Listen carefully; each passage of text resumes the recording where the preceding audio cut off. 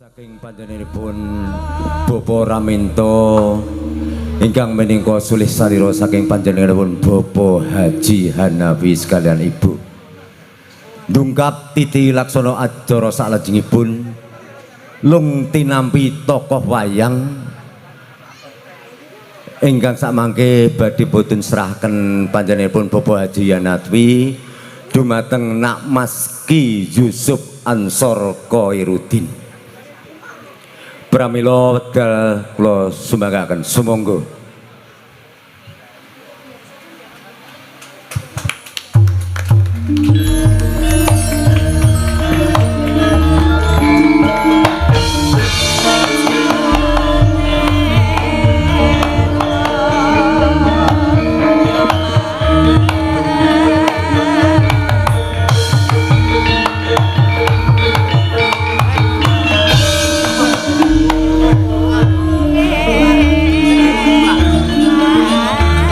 Salajengipun doa ingkang sakmangke badhe dipun kasalairani dumateng panjenenganipun Bapak Haji Karsiman. Pramila saking semika wedal saha swasana kula sumanggaken sumangga.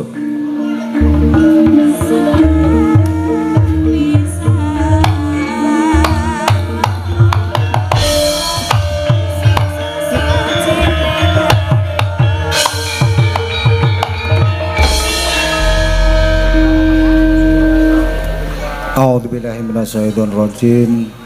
Assalamualaikum warahmatullahi wabarakatuh.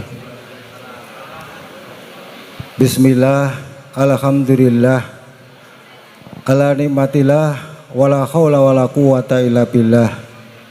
Asyhadu an la ilaha illallah wahdahu la syarikalah wa asyhadu anna Muhammadan abduhu wa rasuluh la nabiyya ba'dah.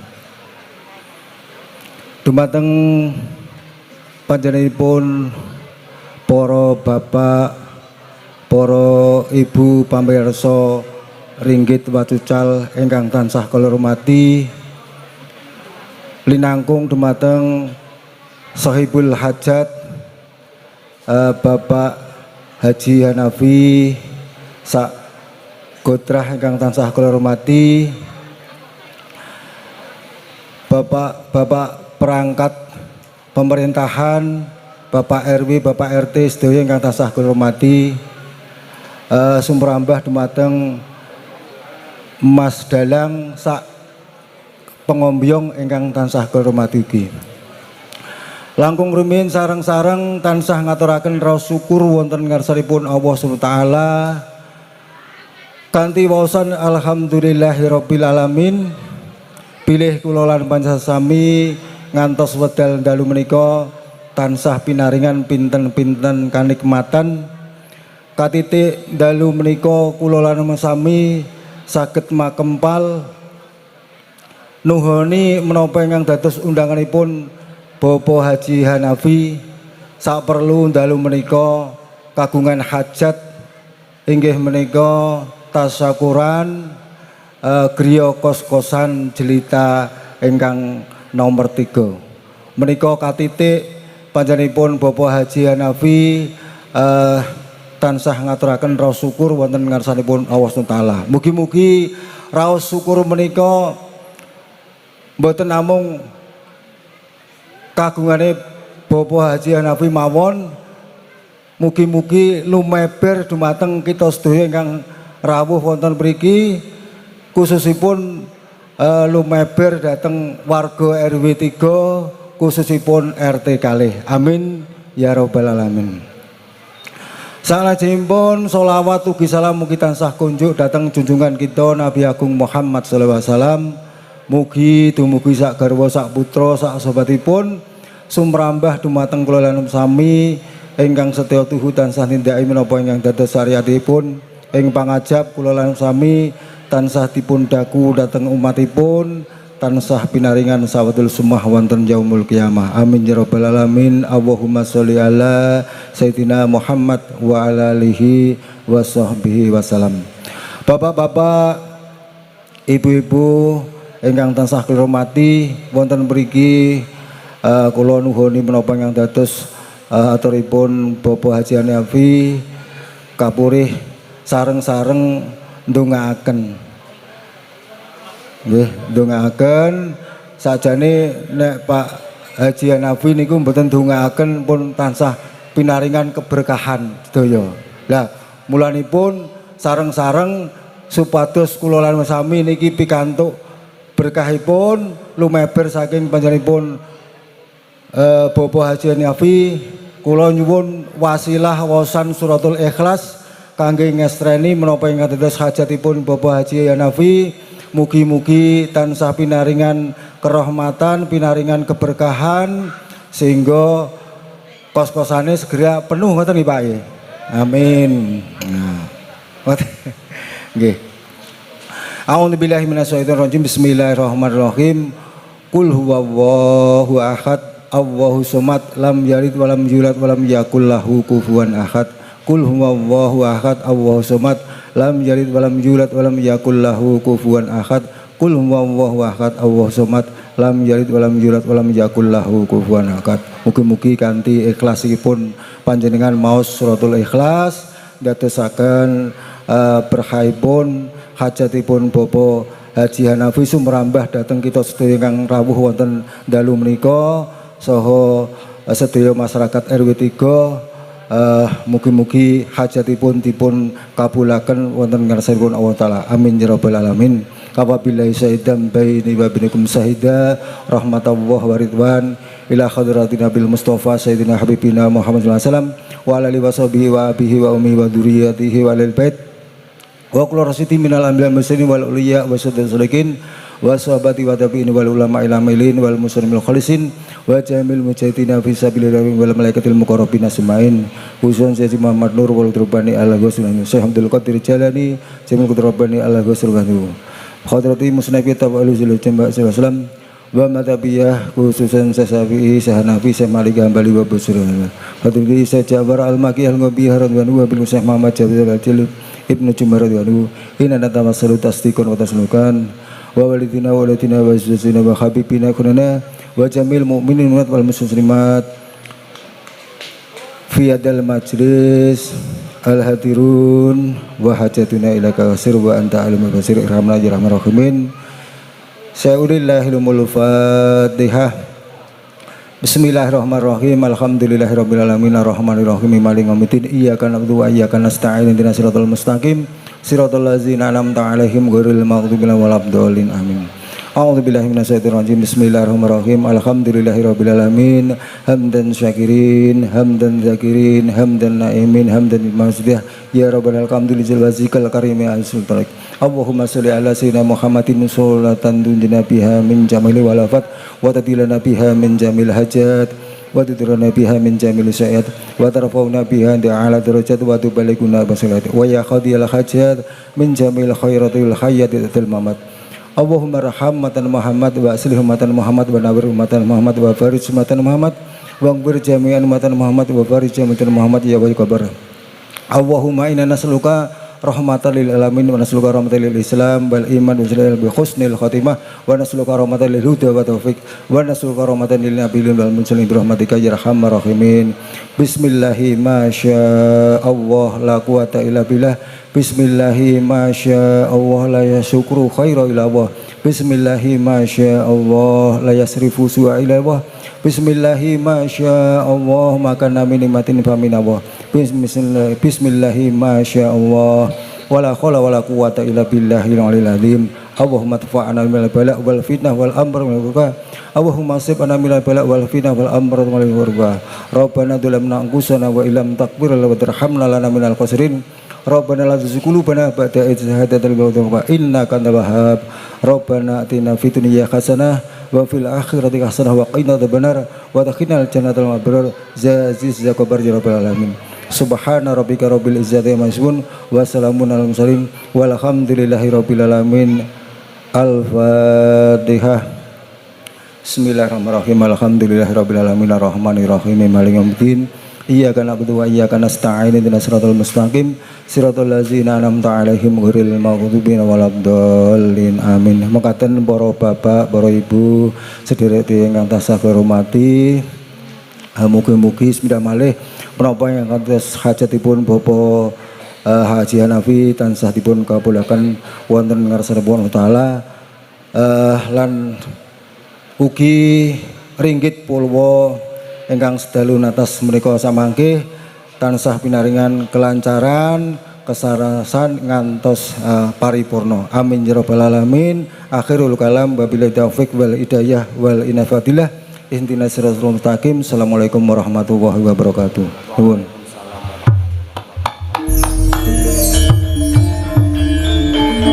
Nggih menika wau titik laksana adicara ing dalu menika sampun kalamantak tigangsar mboten wonten pambeng panapa-menapa. Kula minangka pambiyawara hambuk bilih anggen kula matur wonten cecet cuweten atur kula nglenggana amargi kula tasih kirang seserpan basa tuwin sastra kula nyuwun lumunturing samudra pangaksami. Sumangga sugeng hamirsani saha sugeng lenenggahan kanthi mardu mardikaning penggalih kados pundi babare gonta cariyos ing dalu menika ingkang mundhut cariyos Bagong dados ratu kula sumanggaaken dumateng Nak Mas Ki Yusuf Ansor Khairuddin. Nuwun matur nuwun. Wassalamualaikum warahmatullahi wabarakatuh.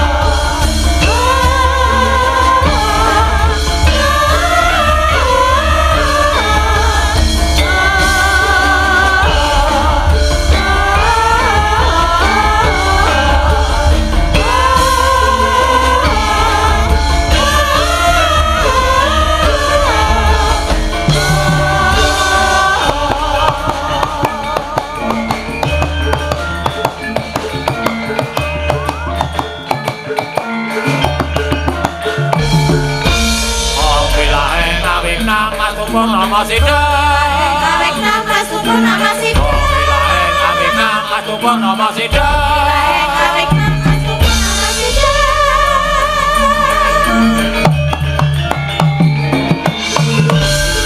Nama Sida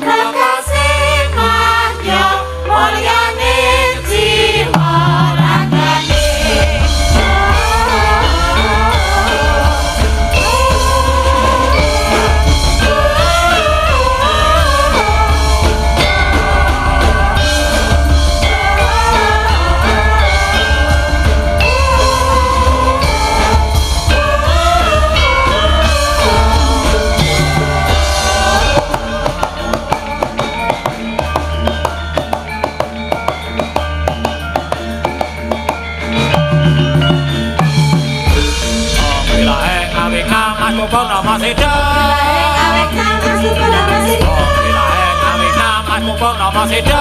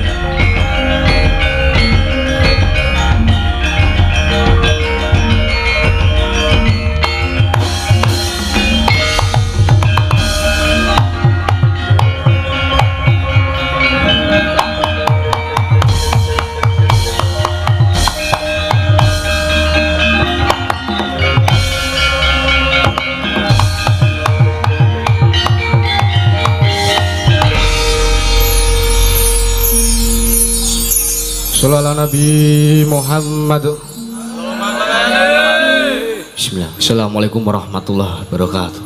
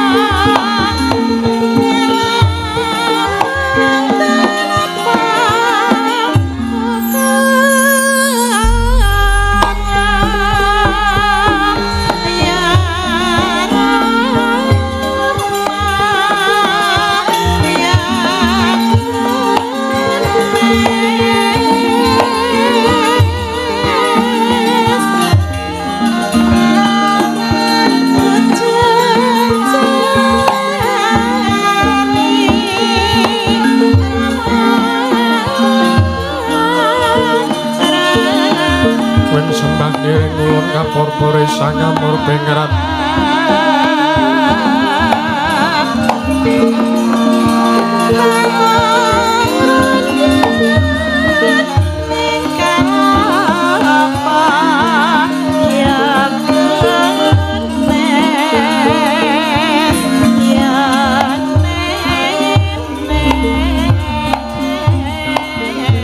Mering sahanan ingkang mering kanan siang tasih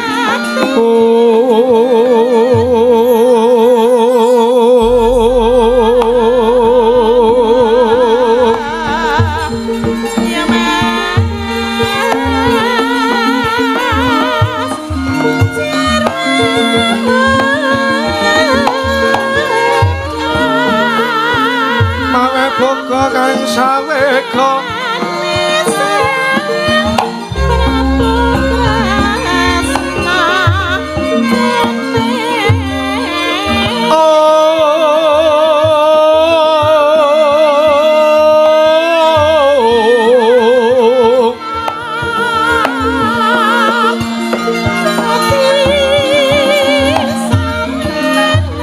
Masering telahan Nyewang kanan mamuju henwang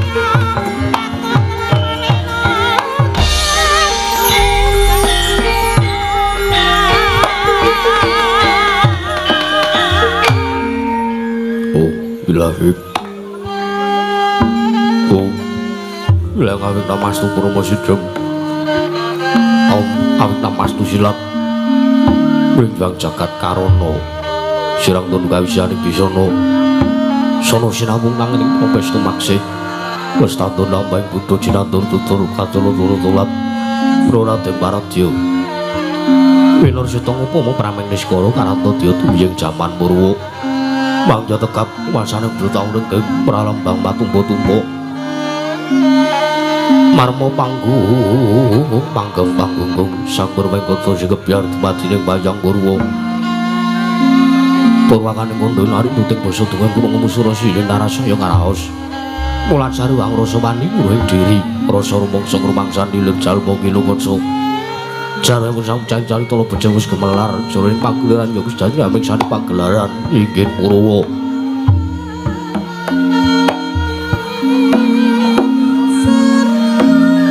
Surya Candra darum yangkar kawis kena putra tekamo sesari ratu angin Tribawana Perwategeng duk sina gilir kepanti teman dadi petanganing dina Sasi warsi windu kang sarlabat Tetunggulan pangkartu mangkarku isine rambut kaya jamat ing krembyah dadi padheku kutu alang atuku. Burono yang grondo dadu brana tanpa wicalan padang terawan sinar Sang Hyang Retnawi. Ingkang ngarsa merbawani jagat mungguing jagat wetan punggung-punggung. Mungguing kalukan mugarabang meranganga lamun kaek sayah dilat-dilato bumi. Saya tahu sebelum Sang Hyang arupa kantosa blakanan geraha bangis mejenar kaperbawan sinar Sang Hyang Basanta. Tarung tu katon ijo ruyo-ruyo mangku gunung ingkang biru moyo-moyo pucing gunung itu mulan gedanu kasil ing Praban sono lenggat lenggut nganti kaya gunung mangku comego tantang wis dangu suleng kawula dase dene warsa apa ibu kok garap Tegal Sawahi anglu silur tanpa pedoti sampe sesendonan sesendenan mikul karo ngene Anggiling raja kayane sawono pirembagan Samara Wanggit. Sang Hyang Arkasa Sedang saya inggil wis katon melus lan jagat dening keblapa paton kidule tanggulon. Sinaring jagat kang Jayabaya Darabati Jor Bekuwung. Paredatan wonten ingkang amadane kekuwung Praja Negari Ngastina.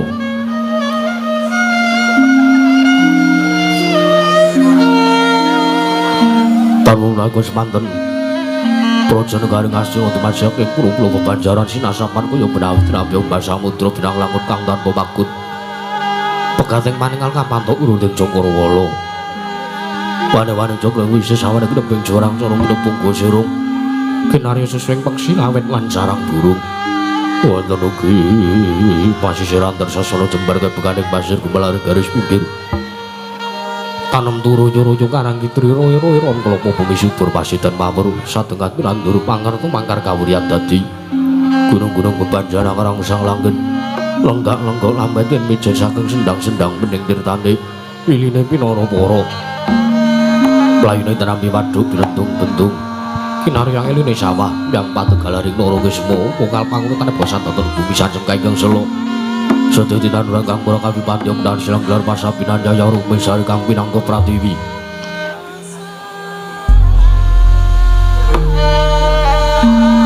patugal kepulujeng kang angker buyi godhongan yambit woe kati kaya panglumpang non bidanti pola kependem pola kesimar pola kemantung sadutan kujiwa cinawi dukulan kemawek sarasaning diri ingon-ingon aja kaya dewen sansayang rembug lampun siang ngaglaring bangunan lamun manci sarep sori samyong mulih parang kandangi dewi-dewi datan ana jaraning kandhang gunanjing palang lapet tebih saking tindak Durjana Cuti samya sayog saya kokap cakar ngring nusa bangsa duwe negari Ngastina ya negari Gajahaya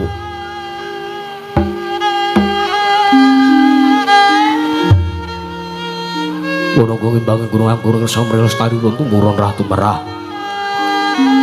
satu dadi guru-guru kaning lingkungan langkung-langkung lamun to tinaliti sampun-sampun ing sesanggeman sampun tebel saking tindasan sinan saya foto minontonaning mumaji namatan daya dinayan sewiji-wiji mapan sejati ning jajiban kang pinuji temah mawujud manunggaling cipta rasa karo sambabar karya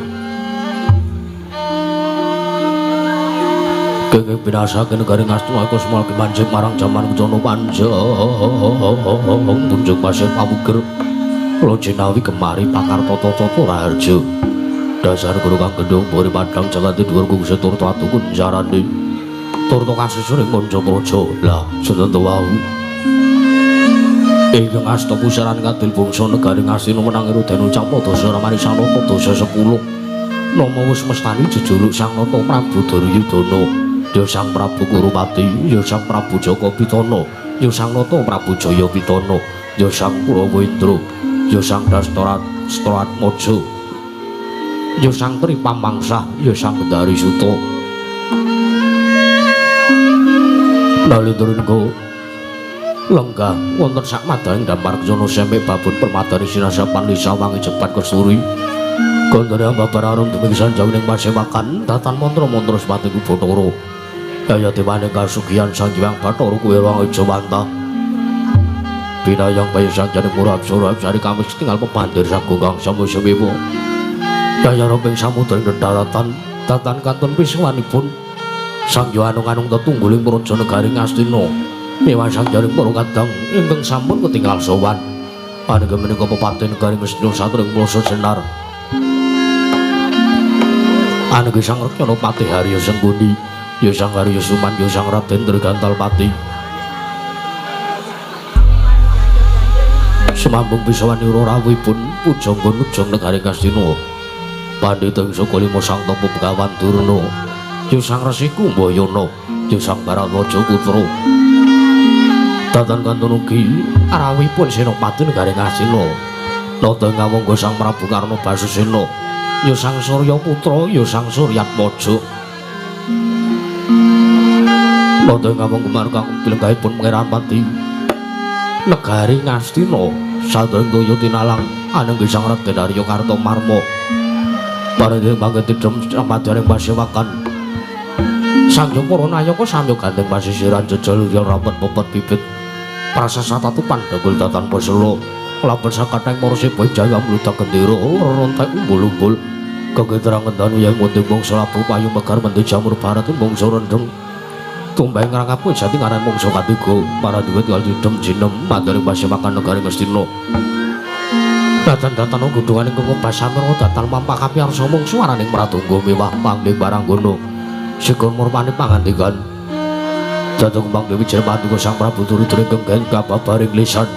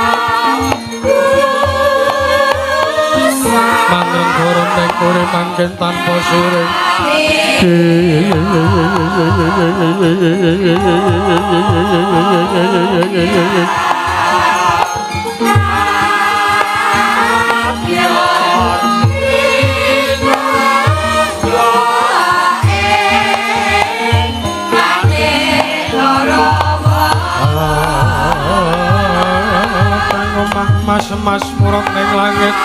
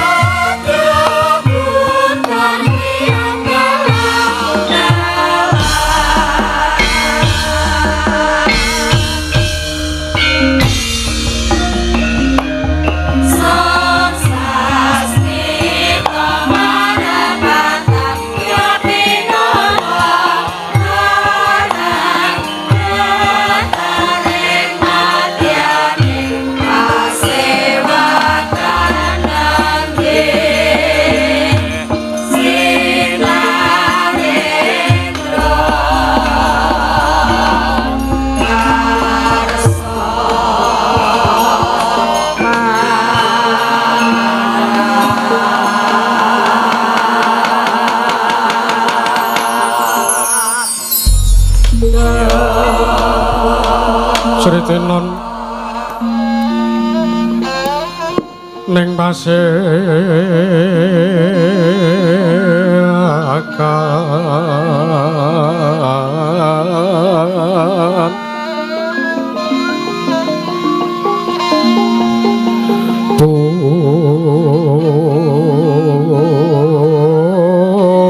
busana maneka warna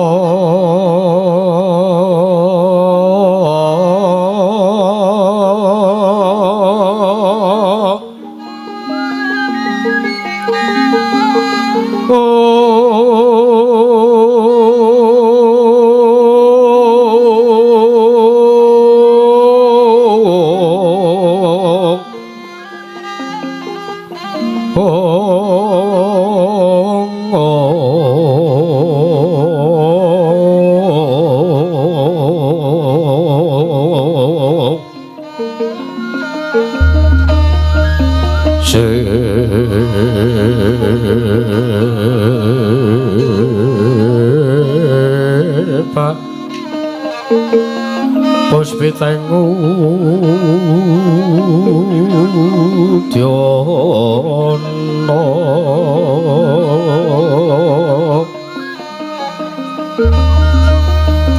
Myang Pancrah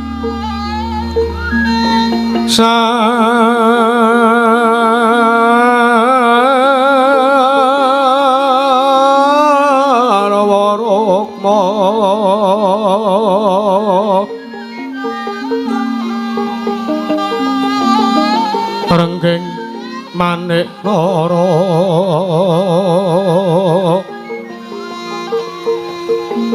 Narawata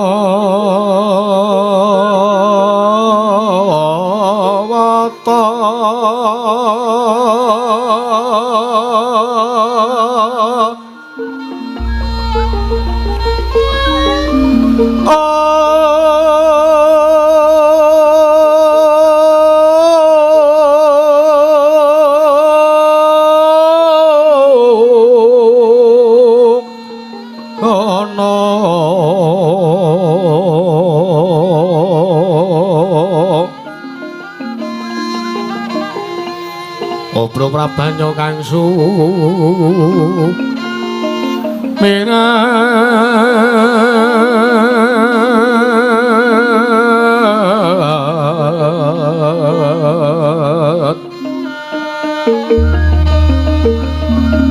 kenyaring teca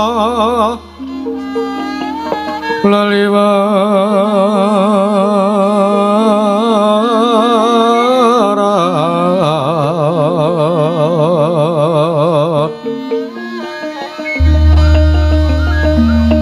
lerki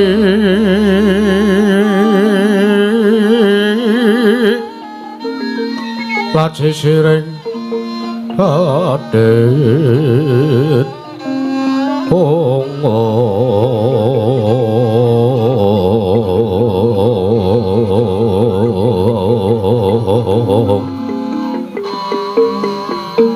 Wimbo kekondom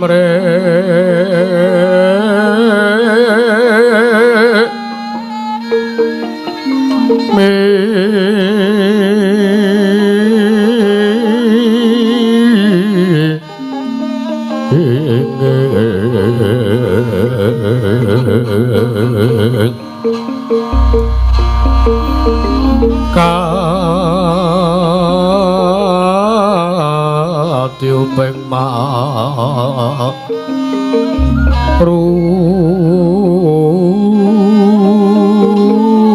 Ruto Mando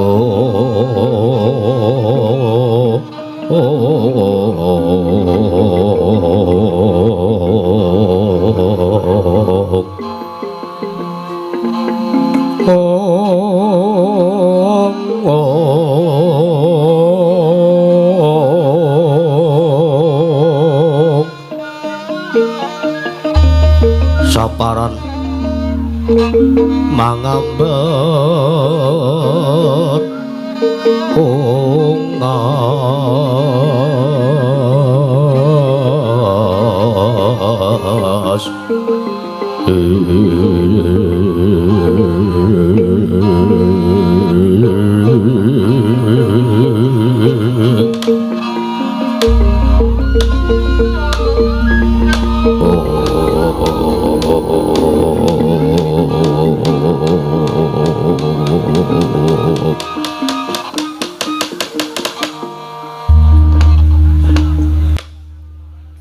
Diwangsung pono mangadili duwi.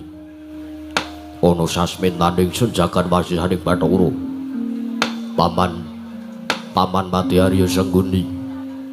Ayo dadiake kaget penglurusi Paman Mati Arya Sengguni dene sira ingsun wijana ngersaning manira. Pekenira Paman Mati Arya Sengguni Arya Suman. Kawula nuk-nuk inggih anak Prabu. Sakalangkung kaget penggalipun ingkang bapa ing kepatian ing Jawi sanget kuwatos sing manah. Bebasan Pindharun Salomba pinanjering alun-alun kumitiran saruk maras. Nanging sareng wonten ngarsa paduka tebih saking raos kemarasan sinuwun diwajis sembahan kula pengayoman kula ing Madyapada prapting delahan anak Prabu Jaka Pitana kepareng kula sumadong dawuh pangandika paduka nggih anak Prabu Jaka Pitana anak Prabu Duryudana kawula nuk inggih Paman Mati Arya Sengguni iki kanthi paranggon sira ingsun percaya menawa dadi batal wakil ingsun Pranata-tata rakiting kaprajan negari Ngastina para diage aturna kelawan panjenengan ingsun samendang aja nganti kang karempin Paman Mati Arya Sengguni kawula nuk inggih nggih menawi paduka ndang ubam tata rakiting kaprajan saestu sadotan badhe anguci wani para kawula samya sayek saeka kapti akarya luhuring nusa bangsa duwin negari ing Astinapura mendhaipun para prajurit saha para sata Kurawa ingkang boten kendhat anggen tansah gegladen ulah kredaning perang sawanci-wanci praja paduka katempuh ing marang muka tartentu boten badhe anggepok unsa paduka anak Prabu Jaka Pitana nggih anak Prabu Duryudana ingkang bapa ing kepatian remuk kasawurna putung sumangga kabandhem nggih anak Prabu Jaka Pitana kawula nuk inggih jangkep kang dadiaturira gawe bombong penggali ingsun ora liwat pakar ingkang utama tindakna selawase urip Paman Mati Arya Sengguni kawula nuk inggih namung dereng lansak sampunipun kepareng ngambuk kula ngaturaken sembah sungkem pangabekti kula kunjuk sandhap padha paduka anak Prabu Jaka Pitana nggih anak Prabu Duryudana Paman Arya inggih kula tampi dawuh sami-sami boten langkung kaskecan lenggah paduka Paman Mati Arya Sengguni anggen rawuh prapta wonten praja negari Ngastina dinten sakmenika Paman Arya inggih nggih sampun boten ngrang prayogi bisawanipun ingkang bapa ing kepatian dinten sakmenika anak Prabu kawula nuk inggih Pupu Brabandurna nuwun manggi Pupu Braban sarau paduka Pupu Brabanduring Saka Lima ingkang putra Duryudana ngaturaken asung pasegan Monokrami saumugi tansah manggi wilujeng rawuh paduka Pupu Brabandurna wonten praja negari Ngastina Pupu Braban Saka Lima. Wah, astaga swala sila bertapa sumaranti hawala. Gamana kula koprik kantil bututing selikur. Kula naknan nggih, kula naknan. Kepareng paduka miji dhumateng piswanipun ingkang bapa ing Saka Lima. Wah, dinten sak menika wilujeng piswanipun ingkang bapa ing Saka Lima. Mboten manggalangan setunggal punapa. Pasegan Monokrami tuwin Pambagya Raja sampun ingkang bapa tampi akarya bombong raos menggalih. Boten langkung ingkang bapa ing Saka Lima ngaturaken salam taklim kula mugi kunjung ngarsa paduka anak Prabu Jaka Pitana nggih anak Prabu Duryudana sampun kula tampi akarya bombong raos menggalih boten langkung kaskecan lenggah paduka Pupu Brabandurna ing Saka Lima dinten sakmenika Pupu Braban sampun boten kirang prayogi bisawanipun ingkang bapa ing Saka Lima dinten sakmenika nggih wonten praja negari Ngastina anak Prabu Duryudana Rama dene Kakang Prabu Karna Basusena ing Ngawangga sarau paduka ingkang rayi ngaturaken pasegan Monokrami Pambagya Raharja mugi tansah kunjung ngarsa paduka Kakang Prabu Karna Basusena ing Ngawangga Kakang Prabu Karna jagat pangestu ora wayah loro jagat Yayi sakalangkung paduka Yayi Prabu Jaka Pitana amiji dumateng pisawanipun ingkang raka ing Ngawangga dinten sakmenika kepareng wilujeng pisawanipun ingkang raka ing Ngawangga wonten praja negari Ngastina pasegan Monokrami tuwin Pambagya Raharja sampun ingkang raka tampi akarya bombong tias penggalipun ingkang raka ing Ngawangga mboten langkung kula ngaturaken salam taklim kula mugi tansah kunjuk ngarsa paduka Yayi Prabu Jaka Pitana Yayi Prabu Duryudana Kakang Prabu Karna sampun kula tambyaken bumbung rasa menggali boten langkung kaske cano lega paduka wonten praja negari Ngastina Kakang Prabu. Kawula nuk inggih. Sampun boten ngrang prayogi bisawanipun ingkang raka ing ngawangga dinten sakmenika Yayi Prabu Duryudana. Apa dene Dimas Kartomarma ing Durya tinalak padha kanthi raja sapraptanira Dimas Kartomarma. Nuk niki nunamin pasang Kalimantabi Drepina ngiloduni dumawang tawang tuwang Koko Prabu kepareng paduka sang sinuwun miji dumateng bisawanipun ingkang Abdi Kartomarma. Dinten sakmenika pareng wilujeng bisawan kula mboten manggalangan setunggal punapa kepareng kula ngaturaken sembah sungkem pangabekti kula kunju sandhap padha paduka Kanjeng Koko Prabu Duryudana. Koko Prabu Ngastina sembahan kula sinuwun diwaji sembahan kula sinuwun. Nuk niki. Yo Dimas Kartomarma ngaturke bekti kelawan pun Kakang. Ora lan pengesunipun Kakang bae Tampanono Yayi. Bi sampun kawula pun diantosna jiman paribi dayana ing kasantosan. Ora liwat prayoga nonggon mulungguh sartane padha tatanen basane Purwadya punika padha gantung sibuk. Aja ora nganti kang padha saur manuk jenenge Sunedya mbabarake tuwin panembromo wigatining pasewakan Dimas Kartomarma. Nuk niki. Prawing sampun patuku dawa kentar-kentu kula boten badhe suwala. Kula sendika mangestu padha dawuh patukan Koko Prabu. Nuk niki. Kula nuwun sewu nggih anak Prabu. Dinten sakmenika damel kaget Sang Jawara pinisepuh miyah para nayaka Punggawa wonten praja negari Ngastina. Teka dinten sakmenika paduka anak Prabu Duryudana ngawontenaken pasewakan agung ingkang benten kelawan adat ingkang sampun kalampah. Awi anak Prabu kula aturi paring dawuh wonten wigatos menapa ngantos ing sakmangking lempaken Sang Jawara pinisepuh kalebet ingkang bapa ing kepatihan. Kepareng ingkang bapa nedya nganglungaken jangga nilingaken karna mastuti sabda tama paduka anak Prabu Jaka Pitana. Menawi kepareng tumenten kawedhareng kathah nanging menawi wadi tumraping para kadang sentana. Awi kula kanthi kula dherekaken manjing wonten saktelenging kedatonapan catur netra kelawan ingkang bapa ing suka ingkang bapa ing kepatihan nggih anak Prabu. Oh, nuwun sewu anak Prabu. Nuwun sewu dinten sakmenika paduka ngawontenaken pasewakan ingkang bene kelawan ingkang sampun. Jenenyatanipun dinten sakmenika adat saben anak Prabu Jaka Pitana menika ngawontenaken pasewakan menika wayah siang utawi sabibaripun tabuh 12. Nanging nuwun sewu menika enjang sanget lho anak Prabu. Menika estu tabuh 8 jengandika sampun ngawontenaken pasewakan. Monggo laturi paring dawuh ten sumados ingkang mangke sampun ngantos damel bingungipun sangya para kawula. Ing atasipun wanci menika wanci nyambut gawe. Wanci menika wancine para kawula praja negari Ngastina menika pados pakaryan pangupa jiwa. Mekaten anak Prabu kumareng kula sumadong dawuh. Nggih, Yayi iki marang kula ugi sumadong dawuh. Kaget sotaning penggalipun ingkang raka ing ngawangga. Dupi kula tampi timbalan paduka Yayi Prabu. Kula kinen sowan wonten praja negari Ngastina wonten menapa Yayi? Jagat dewa, jagat pangestu Pamandarya wonten paring dawuh nggih Bapa Mandurna. Kula wonten dawuh Kakang Prabu Karna. Kula nuk nggih. Sewu-sewu kalepatanipun ingkang putra Duryudana Tadawatana. Teka dinten sakmenika kula ngawontenaken pasewakan ingkang bene kelawan adat ingkang sampun kelampah. Pamandarya ingkang badhe kula aturaken ingkang badhe kula rembang samadyaning pasewakan menika saestu kula namung kepingin damel srana supados kula saged nyumurupi kadang kula para Pandhawa enggalo sirna ngatang-atang dados bathang sukmane dicemplungake ning neraka jahanam sampun parambah makaping-kaping mboten namung kaping setunggal kalih Prawadini 3 para Kurawa sampun damel karti sampeka kagem nyerenaken para Pandhawa wonten dinten sakmenika dugi wekdal sapriki Gagar wigatatan antuk karya kula menika bingung merga ingkang kula antu-antu kula iso ngerteni ndase kadang kula para Pandhawa 5 gumlundhung teng arepe Prabu Duryudana menika kula ngarawuhaken para pujangga pinisepuh praja negari Ngastina kula amung badhe nyuwun iga pertikel kados pundi srana anggen kula badhe mejahi para Pandhawa Pamandarya Bapa Mandura menapa dene Kakang Prabu Karna basusane ngawungga lan sedaya kemawon ingkang rawuh wonten mriki anjreng kang puspita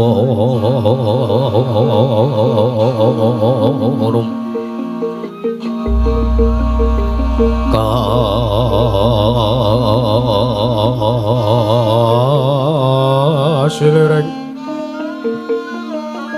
samirana mri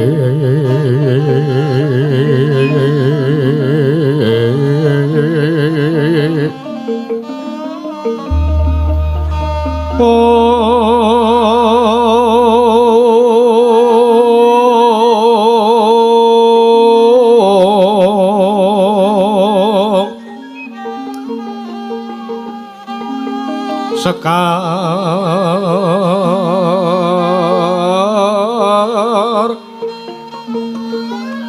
kadok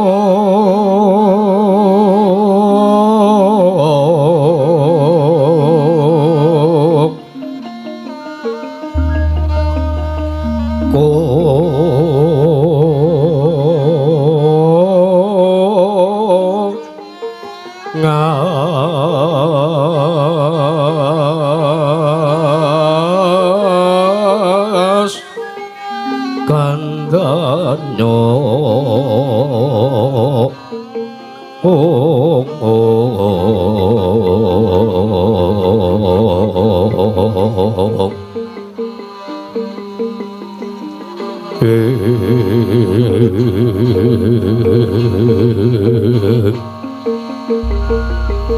maweh raras retnaning driya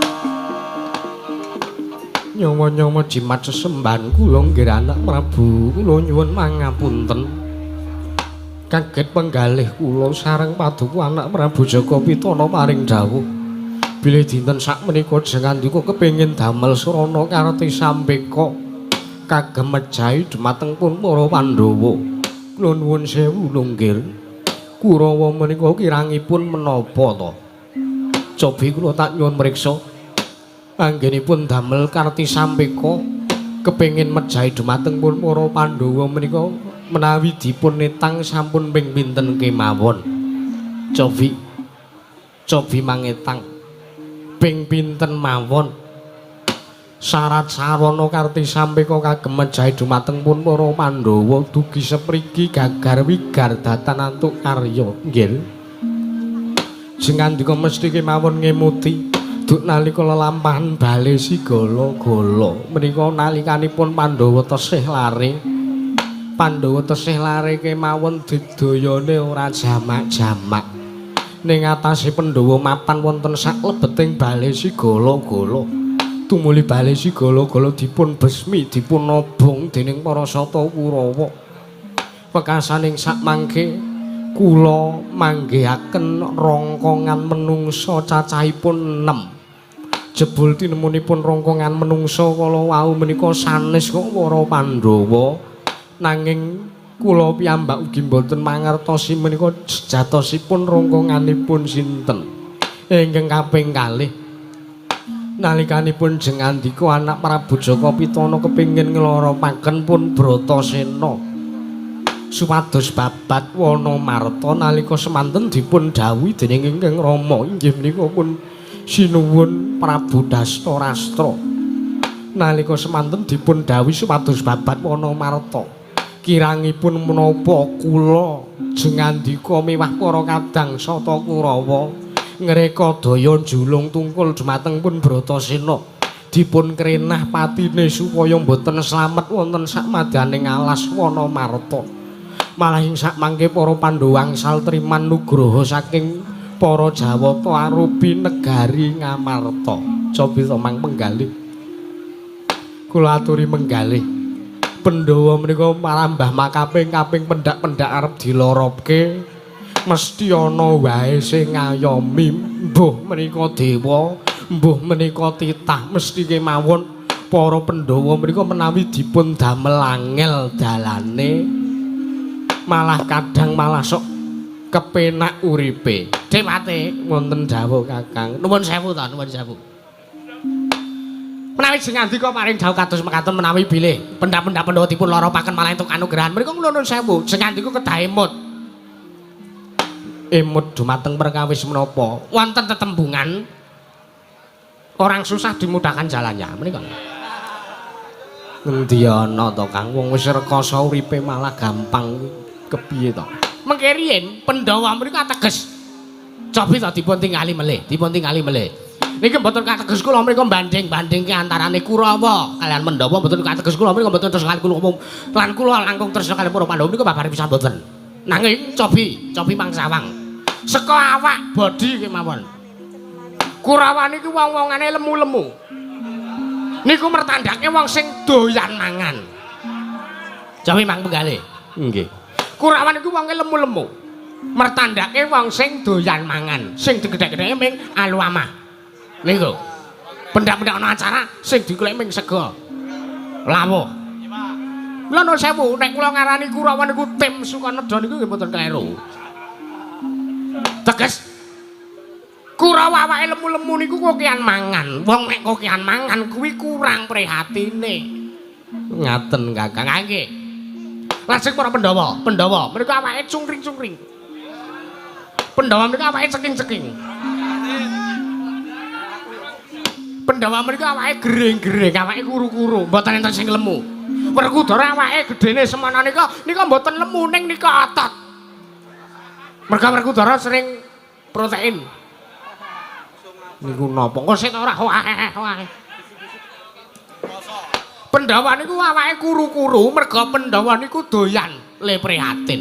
Ora kok doyan mangan ning doyan prihatin. Merga Pandhawa menika kerep nglakoni poso. Pandhawa menika kerep nglakoni siam. Duka menika siam Ramadan utawi Senin Kamis kula piyambak mboten mangertosi. Ingkang bahkan Pandhawa menika demen nglakoni prihatin. Ora kok demenan ki ora. Ngawur senengane ora. Menika nek dipun tonton. Nek dipun tingali kanthi kasat netra perbandinganipun antawisipun Kurawa lan Pandhawa menika kados mekaten menika. Mila nuwun sewu, Kurawa niku nek arep ngrenah patine Pandhawa niku kedah ginake akal. Ampun mung ginake akal. Sampeyan niku lho, kedah dipetung langkung rumiyin. Pandhawa niku iso kados ngaten merga nika sing dekenge nika gaib. Gaib dekengan pusat.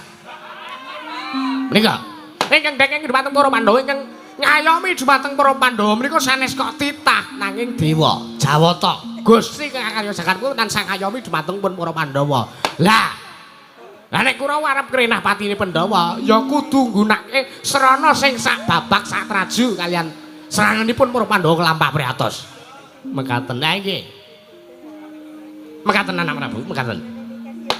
Nanging sanes menika ingkang kula antu-antu pangandika patuku Bambandurna. Lajeng menapa? Wonten mriki menika kula kepengin mangertosi karingkianipun para Pandhawa. Oh, gampang, gampil. Karingkianipun para Pandhawa menika kula nyekel kabeh. Cah 5 niku kula cekel kabeh. Loro-loro ngiwon-ngiwon. Niku. Karingkiane Pandhawa menawi ngandika kepengin mangertosi. Pandhawa niku keringkiane napa? Saking Puntadewa. Dun nalikanipun pendadaran drog. Pendadaran siswa kalima. Pandhawa menika sajake arep kalah, ning tembe mburine menang. Lah Pandhawa menang niku mung merga wong siji, nggih menika pun Bratasena. Lah Kurawa menang niku merga wong akeh. Kurawa niku 100 maju bareng. Cobi to. Niku rak mboten adil. Nggih. Nuwun sewu, keringkianipun Puntadewa menika ratu sing gedhiye putih. Teges ratu gedhiye putih menika ikhlas nggih gawe batin. nampa dumateng sedaya lelampahan gesangipun. Puntadewa menika waton kagem sarana kabagyaning tiyang sanes. Nyawa men diwenehke. Waton damel bagyaning tiyang sanes. Aja kok nyawa bojowe dinehke. Mekaten nggih, merga kula wis tau njaluk. Lajeng dinehke ning pun merga kula wis kebacut tresna kalih jaran. Malah mirang-mirangke awake dhewe lho. Ngene kok rampun mboten napa-napa, mboten napa-napa. Kringkiyane Puntadewa niku, kringkiyane Puntadewa niku. Estu Puntadewa mriku pancen leres. Pancen Puntadewa mriku ratu sing gedhe putih. Ratu ingkang tetekan suci paling budi rahayu. Ternyatipun ikhlas nampa sedaya kabeh lelampahan uripipun punika dipun tampi srana ikhlas lahir lan batin. Denipun Puntadewa. Nggih. Mila nek ajeng renah patine Puntadewa dipateni pecek modar. Jabut stop kontake pun mati Puntadewa niku. Mekaten nggih. Lajeng karingyanipun kadang kula pun Werkudara. Karingyanipun Werkudara sabar. Sabar. Iki mau ana barang liwat. Sampeyan kok ya ngerti-ngertine. Mbok pendhita lantip e dewate. Nggih. Ngerti kula lanten barang liwat. Nggih. Putih-putih. Nggih. Napa niku? Upa.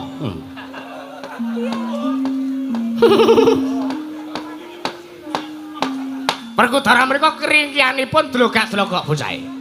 Werkudara dikon ngalor, mesti mangkat ngalor. Werkudara dikon mangkat ngidul, mangkat ngidul. Werkudara kan bunuh diri, kirangan gelem menapa mboten. Sing andika mriku kados pundi? Ketikanipun Werkudara menika manutan nek dikongkon. Pancen bener Werkudara menika manutan larenipun. Murid kula Werkudara menika manutan. Nek dilorope nggih mesti kemawon purun nyemplung wonten segara. Werkudara kowe nyemplung ning segara. Mengke kajengipun dipangan dening buron toya, buron banyu, iwak-iwak gedhe, paus, hiu. Lan sami turutipun, wader, nila, lele. Iwak tongkol. Niku Werkudara kringane wonten mriku niku. Nggih. Nanging nuwun sewu menawi Werkudara dipun loropaken menika mboten wonten ingkang saged ngawonaken dumateng Werkudara. Ateges Werkudara mboten gadhahi keringkian. Padha wae sampean dagik-dagik muni Werkudara bocahe manutan kok malah ngomong nek ora ana keringkiane. Lah Werkudara niku digdaya padake ra.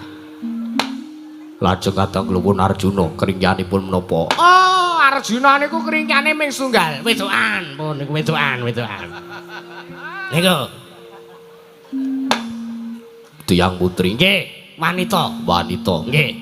Arjuna niku pendak-pendak lunga saking negara Ngamarta. Nek ora tapa ya ming kecandhal wedokan niku. Arep renah patine Janaka gampang. Dipun padosaken wanita sing wayu. Sing wis pokoke samu barange sae ning duwe penyakit. Wis saya tanggu. Gandeng kan pun Janaka. Janaka mati saya lemes awake saya kuru. Janaka modar. Mergo penyakit Lion King. Sampeyan neka-neka. Lho niku wis to. Wong lenane gonta-ganti wedokan mesti resikone ming niku. Resikone ming niku. Mila aja waton nek arep jajan dewate sampeyan niku. Nggih. Sampeyan niku mun di anak sakniki. Nggih. Aja waton teng jaba aja waton. Eling sampeyan pun dioperasi ping pindho sampeyan. Nggih, Kakang Durna. Muti bedah. Ampun ngawur sampeyan. Tuminta sing saterpe mawon dewate. Mengkaten nggih. Nika nawi sing nganti kok badhe kriyan dumateng pun patinipun para Pandhawa menika estunipun gampil sanget nggih. Nanging ingkang kula aturaken kala wau menawi badhe mejahi dumateng para Pandhawa menika kedang ginaken akal ampun ngantos ginaken akal anak Prabu Duryudana. Sikra-sikra yen permana gansa sikra ngelaken pawang sesangga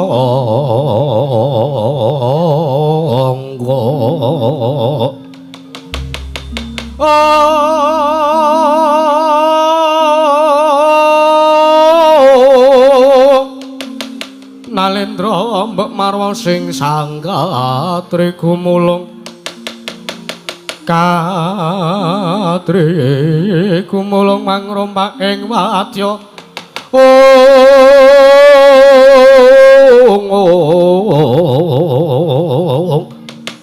Porto krore kagiri nang kono magaya glarira wang-wang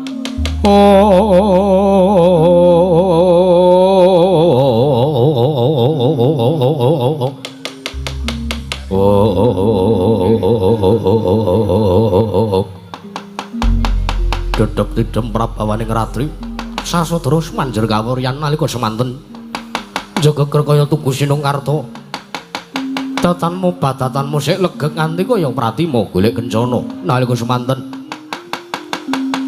dadi kanyut minangka wardi kanyut minangka warju warju jare wong anginang warju jare wong akeca kasaru dasaring pertala yang aso tangaping purka maseban bono amuk apa tukang dadi darunane ana macan kang bedal saking Keranggeng Dede kacengkeng mandhap saking Wantilan Dede kejawi amung pisawanipun satru ing Jodipati ing tunggul pawenang aliki Sang Raden Ayu Werkudara meyang sanjaring para kawula ingkang sami seba jeluk akarya cingak kang sami ulat kula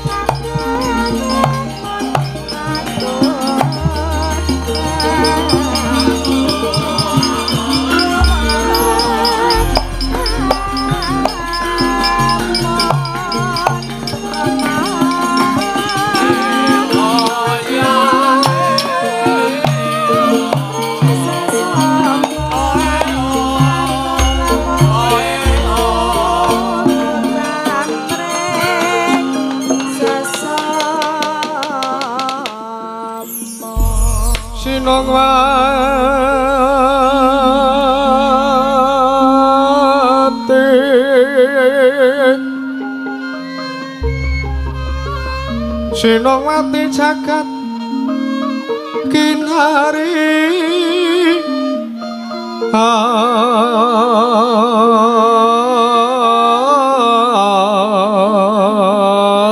among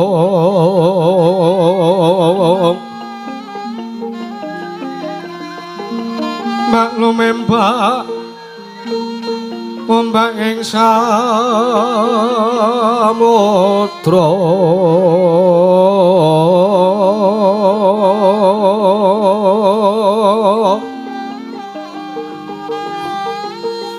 ae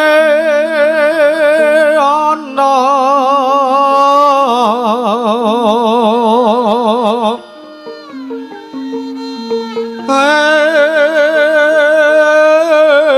ana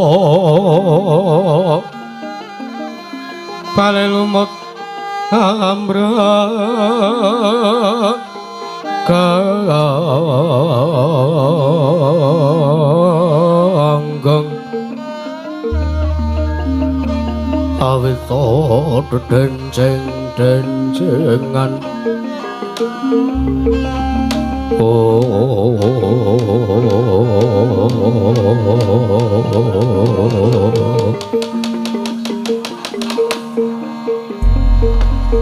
jagat pangestu karo wayah Bathara Jagat Paman Mati Arya Sangguni kula wonten pangandika ing ngadhawuh nggih anak Prabu kaget penggalih kula sinten kula kinten sinten ingkang sowan prapta wonten Praja Negari Ngastina jebul tinemunipun kadang kula adhi kula ing Jodipati ing tunggul pawenang pun Werkudara nyawa-nyawa jiman sesembahan kula nggih kula aturi andangu dumateng praptanipun Angger Mas Werkudara menika anak Prabu nggih Paman Arya nggih kula aturi anggenggeng langkung sekeca Paman nggih sampun boten ngrang prayogi nggih niken teka niken sing endi niken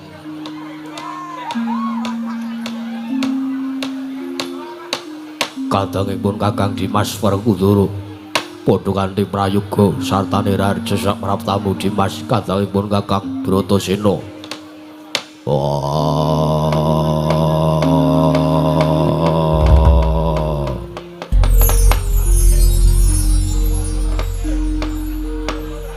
Duryudana kakangku selamat tekaku kowe miji sowanku ning Praja Negara Ngastina ora ana alangan swiji apa selamat tekaku aku ngaturke basaku katurut tampanen bersani Duryudana kakangku ya kadangipun Kakang Dimas Werkudara siadi atur basa atur bekti kelawan pun Kakang ora pangestu-pun Kakang Tampanono yayi tak gegem dadake jimat ora liwat parigan nunggu niri siadi lungguh ning Praja Negara Ngastina ya Duryudana kakangku kaya wis ora kurang kepenak sowanku ning Praja Negara Ngastina iki Duryudana kakangku Angger Werkudara ngaturaken kasugengan rawuhipun Angger Werkudara ngaturaken pambagya raharja nggih Raden Werkudara sanggone bapakku selamat tekaku ora ana langan swiji apa-apa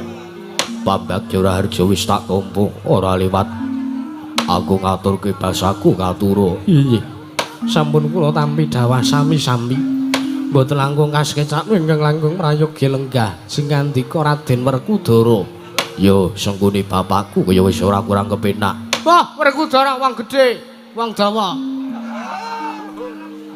wah gedhe dhuwur wong gedhe wong dhuwur wong jlonen anakku Cak Bagus Werkudara Bratasena padha kanthi slamet tekamu ya nggih Werkudara durna bapakku rono langan swiji apa sowanku aku ngaturke basaku katurut Tampanono Werkudara tak tampa pangestuku Tampanono ya Werkudara yo tak gegem dadekake jimat wis suwe kowe ra rene ning ndi wis suwe kowe ra prapta ana ing praja utawa ora sowan ning Pertapan Sukalima bapakmu kangen aku kangen kowe arep njaluk ilmu karo aku kowe arep njaluk ilmu apa tak paringi ya Werkudara yo ngaturke panuwun prayogana wis ora kurang kepenak kadangipun Kakang Dimas Werkudara padha kanthi raharja sak praptamu yo Karena kakangku selamat tekaku ngaturke basaku katurut. Ya Werkudara tak tampa pangestuku tanpa nono Dimas.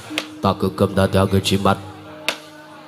Dimas Werkudara migati apa sengkan-sengkatan tanpa pupuyan sowan tanpa ditimbali dening pun kakang. Duryudana kakangku sing gedhe pangapuramu. Yen to sowanku dina iki ora mbutuhke kelawan Duryudana kakangku, nanging sowanku ning praja negara Ngastina iki. Wektu dina iki aku mbutuhke kelawan pangandikane, ya mbutuhke kelawan Durna bapakku ing Sukalima. Mula kang saka kuwi, wektu dina iki aku ora arep matur apa-apa ngersane Duryudana kakangku. Aku mung kepengin omongan kelawan Durna bapakku. Apa ya ngono Dimas? Ya pancen dasar para nyata ngono. Ya yen pancen kaya mangkono Bupun Bandurna, kula nuwun sewu. Kula wonten timbaling kadang mongger. Kula aturi majeng Dimas Werkudara metaken kelawan sengandika Bupun Bandurna. Apa iki? Sendika ngestaken dawuh Anak Prabu.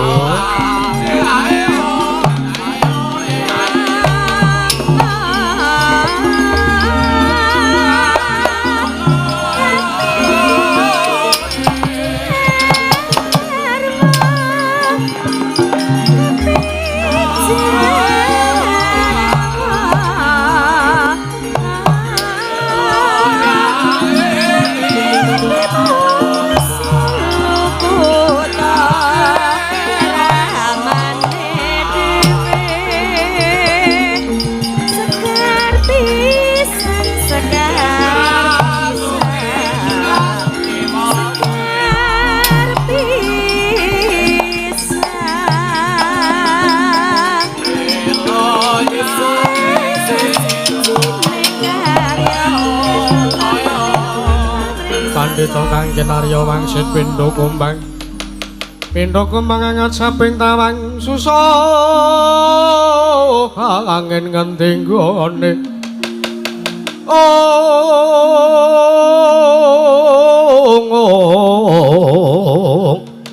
Yang kalian kangkong beksi miber.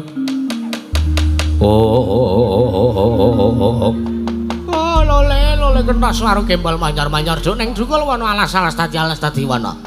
Werkudara, apa Durna bapakku? Ngendikane Anak Prabu Duryudana kowe mbutuhke kelawan aku. Ya pancen kaya mangkono. Oh. Ana wigati apa Werkudara matura kelawan pun bapa. Cekak aos wae. Wektu dina iki negara Ngamarta lagi ora apik anane. Geger sanjure negara Ngamarta mergo garwane barep kakangku ya Drupadi Mbak Yuku murca woncat saka praja negara Ngamarta wekasan dadi geger lan dadi pagebluk ana praja negara Ngamarta. Mula gandeng Durna bapakku kuwi pandhita sing lantip, pandhita sing sekti, lantip panggraita wasis pas kita ing Esti. Aku njaluk tulung sawangen. Boleh ana-ana ngendi durunge Drupadi Mbak Yuku Durna bapakku. Kakyatri sangga piranguri nanggul kinempit-kempit. Dosang retnaning bawana.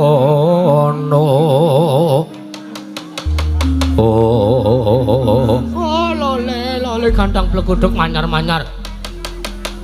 Ya Werkudara kaget aku, kaget. Aku kaget bareng nampa aturmu Werkudara lamun Mbak Yumu Drupadi lunga. Yen to aku mbok keparengake aku telung kedheping paningal wae. Aku tak nglakoni tapa Mbak Yumu Drupadi ning ngendi? Nggone lunga lan syarate apa supaya bisa ketemu. Mangkono. Iya.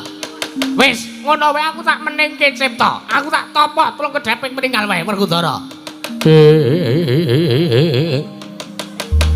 Pan samar pamoring sukma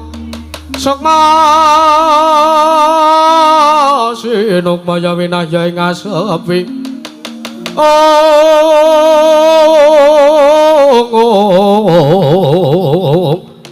Pambukaning warana tarlen.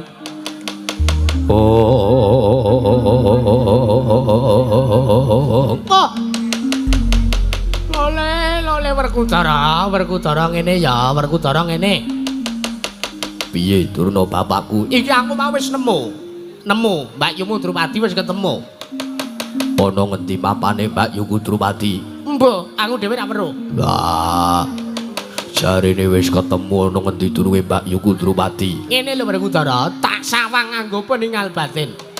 Tak sawang nganggo peningal batin Mbak Yu Kudrupati kaya dene ditutupi pedhot peteng. Dadi bapakmu ora iso ngerti apa-apa. Bapakmu ora iso ngerti apa-apa. Ana ngendi Mbak Yu Kudrupati, lagi karo sapa, lagi ngapa. Pun bapak ora iso ngerteni. Nanging wis kena papane Mbak Yu Kudrupati ana ngendi wis kena ketemu. Wis ketemu Werkudara, wis ketemu. Banjur syaraté opo kanggo nemokke satane supayane Mbak Yu Kudrupati bali ning Prajanegara Ngamarta. Iki mau ngene. Miturut wangsiting para dewa sing tak tampa, iki mau ngene. Dewa ngendikake karo aku. Ya karo pun Bapa, karo bapakmu. Lamun Mbak Yu Kudrupati iso bali ning Praja Ngamarta, katon ditumbali dening sawijining menungsa. Wah, Mbak Yu kudu ditumbali sawijining menungsa ben iso bali ning Prajanegara Ngamarta. Pancen nyata, pancen ngono. Pancen bener ngono Werkudara. Banjur sapa wong sapa sing kudu tak pateni?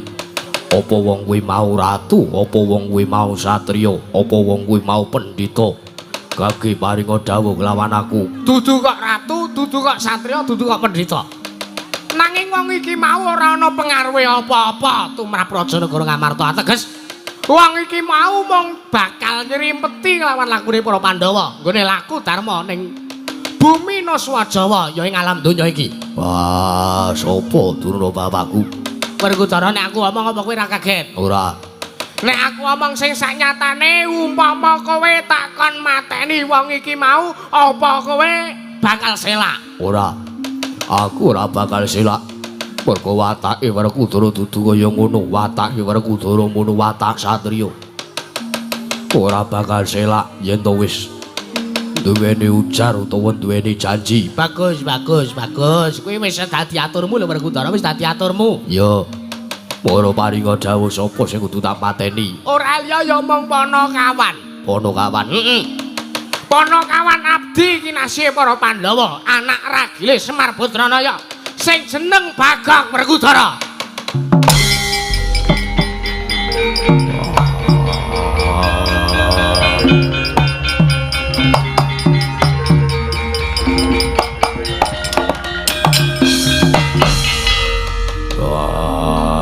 Durna bapakku. Piye Werkudara piye? Apa kudu Bagong sing dadi tumbal? Aku mau ora wis omong ta, aku mau ora wis omong. Aku mau ora wis omong, nek kowe tak kandhani apa kowe ora kaget? Kowe muni ora? Nek kowe takon mateni wong iki apa kowe bakal selak? Kowe muni ora bakal selak. Ayo saiki Bagong kudu dipateni. Iso ora iso Bagong kudu dipateni. Nanging Bagong iki gedhe labane tumrap Werkudara. Wah, aku ora sagu, aku wegah. Aku ora iso nek kon mateni Bagong. Werkudara ya wis sakarepmu, Aku mung menehi pilihan karo kowe. Siji, Mbak Yu Kudrupati ora bali ning negara Ngamarta. Negara Ngamarta geger mergo koncatan Mbak Yu Kudrupati wekasan barep kakangmu ya Puntadewa. Bingung pikire, rusak wekasan Prajanegara Ngamarta. Ping pindhone trima kelangan Bagong ning nylametke nyawane wong akeh. Pilih ndi? Wah, ora mung wawe-wawe kowe, ayo. Iki seladintene rimbuane gek pikiran Werkudara.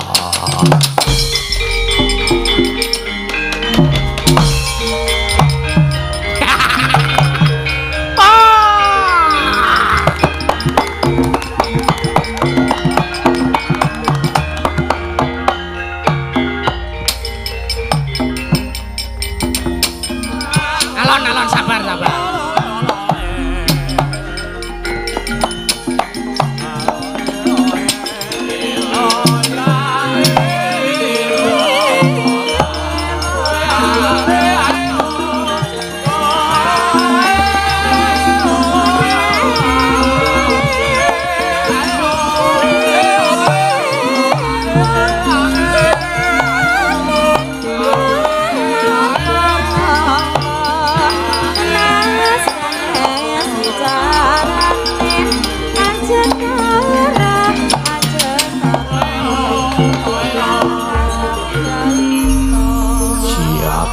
Dewa Bathara. Pripun anak Prabu pripun? Mboten kanthi kanyono-nyono jebul kula wau sing atiku namung samudana. Jelas. Durna ki kapan to le ora ngapusi? Durna kapan le ora mblithukke wong? Tak takon Durna kapan le ora ngicuk-icuki wong? Durna kapan le gawe ora wong le ora gawe wong sengsara? Ya sabar wae kok ora senengane kok ya ora. Alon-alon wae ora. Mau jane njaluk banter ya wis banter wae ora apa-apa banter. Nek banter gelis metu ora apa-apa. Ora apa-apa. Sing diarep-arep ki rak ya kuwi to Kang. Akeh. Banter gelis metu. Suwe angel. Mboten napa-napa pun dibanterke mawon, banterke mawon Dipati. Nggih. Jagat Dewa Bathara Paman Harya Wonten dawuh. Gandeng sedaya sampun cetha ing sak pangge badhe damel ringkihipun para Pandhawa menika gampil saking Mejahi. Para Panakawan. Nangge sing atika saged menggalih kados mekaten. Pun kula nyuwun pamit madal wasilan. Kula badhe mibaraken dumateng sangjaning para kawula ingkang sami seba. Seto Kang sing didhawuhi kudune aku. Ya sampun. Paman Harya Gandeng sampun purna jejiban. Wekdal sapunika kula badhe rupian kalian para Sata Kurawa. Inggih ngestaken dawuh Bubaro kang padha sibu ingsun kundur kedaton. non ngestaken dawuh nggih kemanung nyuwun pamit madal wasilan. Ngati-ati aja kaya bocah cilik. Paman Pati Harya Sembuni kaya wis ora ana dawuh maneh. Paman purna ngadine pananggilan arus sang nata kundur kedaton saking jampar kencana kuwi nampi gambaran Gandeng kandharaken sang jaring para Mbajedi. Panggung ketanggung Joko paloro-loro ingkang samyong ambil pacaring Prabun kawis saking Mandura tindanyo sang Sri Narana lamun kantron saking Mandrawa katingal ubayane